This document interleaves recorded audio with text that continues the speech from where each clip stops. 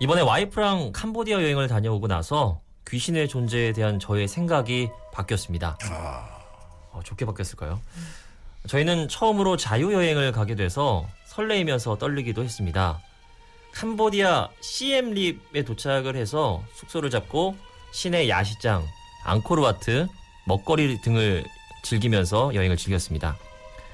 시엠립 번화가를 벗어나서 외곽으로 돌아다니다 보니 우리나라 한 60년대의 느낌이었습니다. 사람들은 너무나 순수하고 착하고 친절했습니다. 저희는 툭툭이를 타고 어디든지 유명 관광지가 아닌 곳도 돌아다니면서 여행을 즐겼습니다. 툭툭이가 그 세발 뭐 자동차 이런 건가요? 네.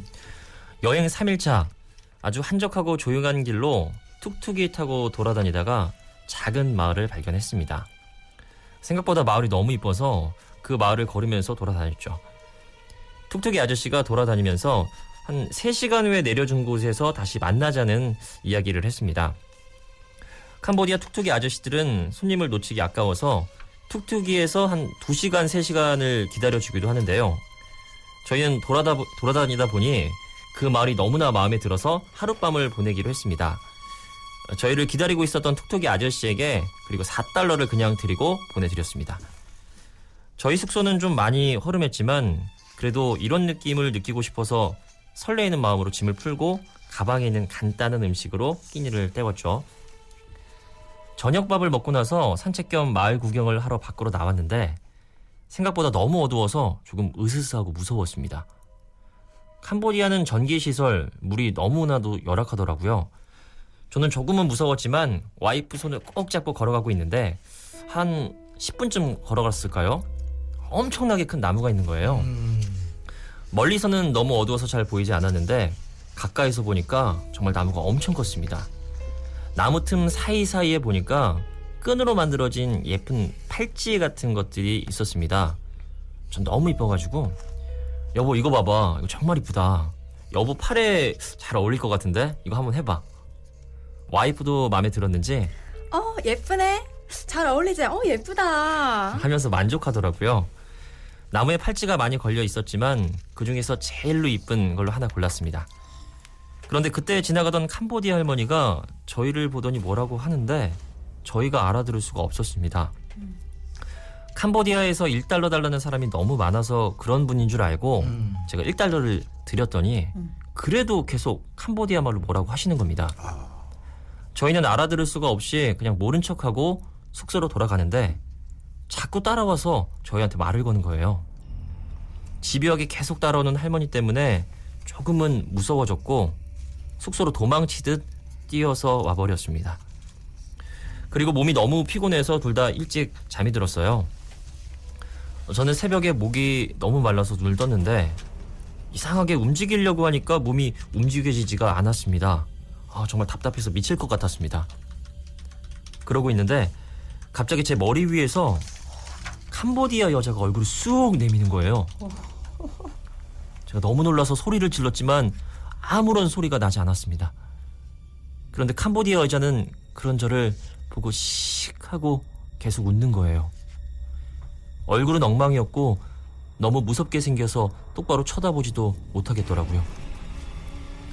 눈을 감고 싶었지만 감는 것조차도 제 마음대로 되지 않았습니다. 그 여자는 어느새 제 배 위로 올라와서 저에게 뭐라고 혼내는 것 같았고 캄보디아 말로 해서 전 도무지 알아들을 수가 없어 정말 미칠 지경이었습니다. 신기하다 진짜. 너무 답답하고 무서워서 저는 눈물만 계속 흘렸습니다. 그런데 갑자기 그 여자가 제 와이프 배 위로 올라가더니 칼로 목을 찌르는 신용을 했습니다. 저는 목 놓아 계속 비명을 질렀고 그 여자는 그런 제 모습을 비웃으면서 배 쪽을 찌르는 듯한 동작을 취했다가 웃고 목 쪽을 찌르는 듯한 동작을 취했다가 웃고 저는 눈물을 흘리면서 마음속으로 간절히 빌었습니다. 잘못했어요. 제발 살려주세요. 그 여자는 제 와이프 팔을 잡더니 또 뭐라고 하는 겁니다. 저는 역시나 무슨 말인지 알아들을 수 없었지만 팔찌에 대해 말하는 것 같았고 전 무조건 잘못했다고 계속해서 빌었습니다. 그러자 여자는 거울 속으로 점점 작아지면서 사라졌고 와이프가 저를 깨우는 게 느껴졌습니다. 저는 일어나서 살았다는 안도감과 무서움에 어린아이처럼 목 놓아 울었고 아이프는 영문도 모른 채 왜 그러냐고 계속해서 물어보았습니다. 저는 와이프에게 꿈 얘기를 해주고 숙소에서 급히 나와 어젯밤에 보았던 큰 나무를 찾아갔습니다. 그런데 저희는 어젯밤에는 미처 못 봤던 광경에 엄청 놀라고 말았습니다. 어제 그 나무는 작은 무덤들로 둘러싸여 있었는데요. 그리고 확실치는 않지만 그 영혼을 달래주려는 형식 같은 걸로 나무 틈 사이에 넣어놓은 팔찌를 저희가 들고 온 거였습니다.